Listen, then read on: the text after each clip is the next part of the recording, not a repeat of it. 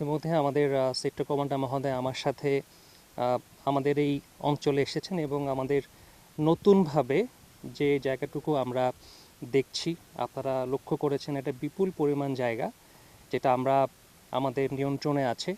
আমাদের এখানকার সাধারণ জনগণ যাতায়াত করতে পারছে এবং এটা আমাদের জন্য কোনো ধরনের সমস্যা এবং কোনো ধরনের প্রবলেম আমরা ফেস করছি না। আমাদের দৈনন্দিন কার্যক্রম এখানে আমরা কন্টিনিউ করতে পারছি।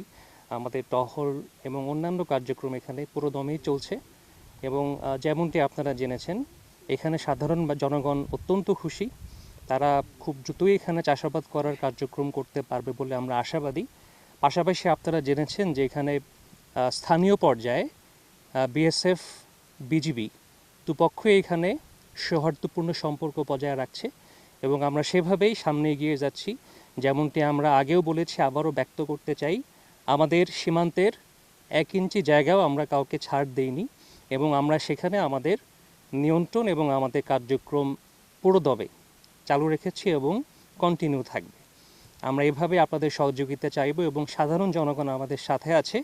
আমরা পারস্পরিক সৌহার্দ্যপূর্ণ সম্পর্কের ভিত্তিতে লোকালি এবং ইন্টারন্যাশনালি সব ক্ষেত্রেই আমরা আমাদের যে রেপুটেশন সেটা আমরা বজায় রেখে সামনে এগিয়ে যাব।